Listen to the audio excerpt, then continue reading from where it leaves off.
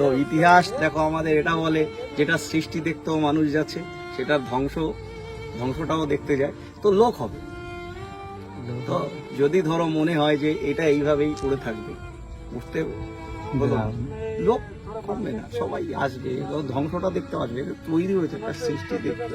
এই সময় যেটা শোনানি হবে, যদি আমাদের পক্ষে যায়, পুজো করতে পারি, সবাইকে আমরা বারবার করে বলছি এই সঠিক জিনিসগুলোই প্রচার করো। অনেকে প্রচার করে দিচ্ছে এই পুজোর পারমিশন হয়ে গেল, এই এটা হয়ে গেল, ঠিক আছে।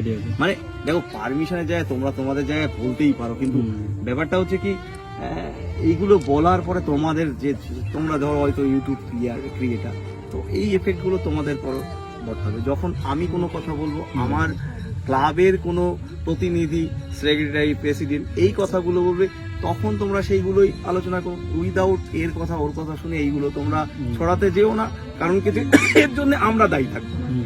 টোটাল বলছি যে কোনো রকম উল্টো পাল্টা যদি কোনো নিউজ হয়, যেহেতু কোর্টের ম্যাটারটা রয়েছে, তো তার জন্য টোটাল দায়িত্ব থাকবে যারা প্রচার করছে তাদের জন্য। কারণ তারা, আমি বারবার করে বলি, যেটা সঠিক ইনফরমেশন হয় তোমরা সেইভাবে করো।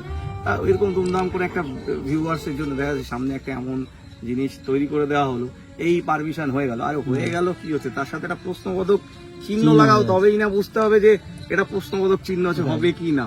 তোমরা সেই জিনিসগুলো খেয়াল করো না। তো আমার কথা হচ্ছে, যে জিনিসগুলো তোমরা করছো সেটা সঠিকভাবে করো, যাতে তোমাদেরও কোনো দেখো, তোমরাও তো এই পুজোটাকেই করেছো, তো সেইভাবেই তোমাদেরও একটা জায়গা থাকে যে তোমরা সঠিক খবরটা দাও, সবাই ঠিকঠাক ইউটিউবার হোক, কারণ প্রশাসনিক মানে যাতে কোনো সমস্যা হয় সেই ক্ষেত্রে আমরাও চাইব না যে তোমাদের কোনো হোক।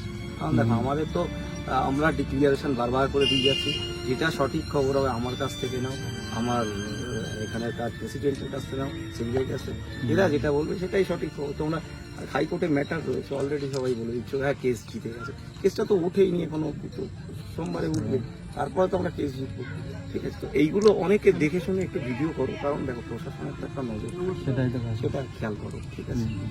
আচ্ছা, আমার একটা প্রশ্ন ছিল, যেটা হচ্ছে যদি পজিটিভ রায় বেরোয় তাহলে তো আমরা না, যদি পজিটিভ রায় যদি বেরোয় তাহলে তো আমরা এই পুজোটা দেখতে পারবো ওখানে। যদি নেগেটিভ হয় তাহলে এত বড় যে শিল্পকর্ম হলো সেটা তাহলে কি হবে? আমি তো একটা কথাই বলেছি, ইতিহাস তৈরি হয়, সৃষ্টি হয়, ইতিহাসের ধ্বংসটাও হয়। তো ইতিহাস দেখো আমাদের এটা বলে, যেটা সৃষ্টি দেখতেও মানুষ যাচ্ছে, সেটার ধ্বংসটাও দেখতে যায়, তো লোক হবে।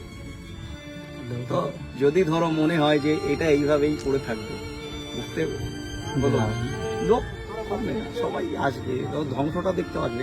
তৈরি হয়েছে একটা সৃষ্টি দেখতে, মানে তৈরি হয়েছে, সেটা আমার মনে হয় না এইভাবে থাকলে হয়তো সারা বছর লোক আসবে। আমি তো কাউকে আটকাতে পারবো না, এটা আমার ব্যক্তিগত জন্য কিংবা আমাদের পাড়ার গ্রামের সবার জন্য। তো এখানে এটা থাকলে কার কি অসুবিধা আছে, তো থাকতেই পারে এটা সারা বছর ধরে। তো এখানে এসে সবাই দেখতে পাবে যে এইভাবেই থাকলে রয়েছে।